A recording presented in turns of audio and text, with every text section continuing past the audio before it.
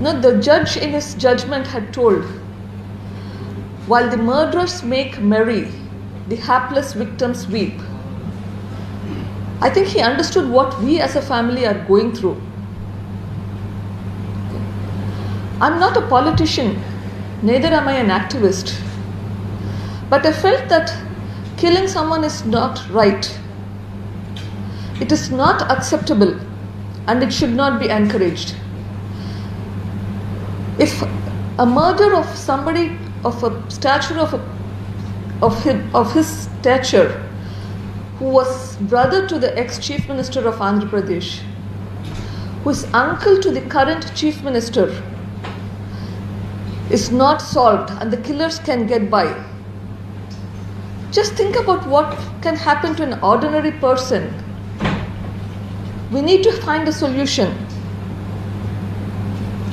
Now, shortly after this, a few months after my father's death, on September 3rd, we discovered that one Mr. Srinivas Reddy had died. Okay.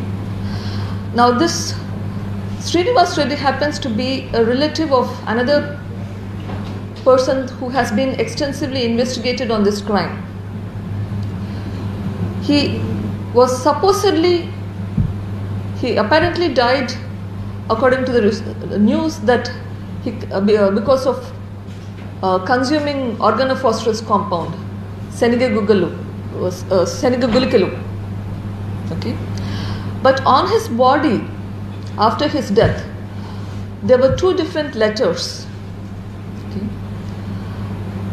Letters addressed to the Chief Minister of the state of Andhra Pradesh, another letter addressed to multiple people who are leaders in the place where we come from, Pulivendula, with various requests and telling that he is not involved in this crime.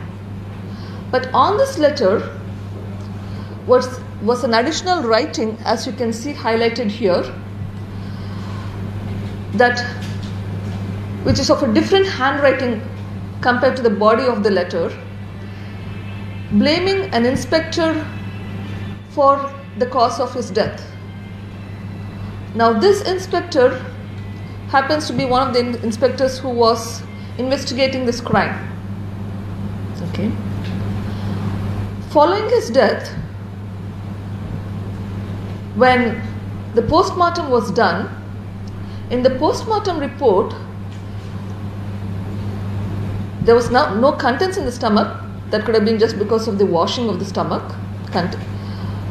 But there was also blood between the liver and the right kidney. A hematoma was described. Me being a doctor myself, I can understand that you don't get blood between the liver and the kidney by consuming poison. It does not happen. There has to be a trauma. So how can a person who is consumed poison have trauma? So that led to my suspicion that this is a murder, as has been represented in my court petition as well. Okay, and I believe that this suspicious death, which is potentially a murder, is linked to my father's murder, Mr. Y.S. Vivekananda Reddy's murder, because there seems to be a common modus operandi, in the sense that there was letter found near my father's body as well as in this, both putting responsibility on different people. And in this case, the person has written that the inspector is responsible for the death. Okay. There's a lot of reasoning given as to why Mr. Y.S. Vivekananda Reddy's case has not been solved. The crime scene has been cleaned up, so there was no evidence left and so on. But this was a clear-cut case that was in front of our eyes, and this death is still unsolved mystery. I fear that how many more witnesses may die from various causes or may be hurt from various reasons, the longer the investigation is not done, I am afraid more and more people can be hurt, either physically or financially or whatever be. I'm also afraid that can lead to witnesses not turning up.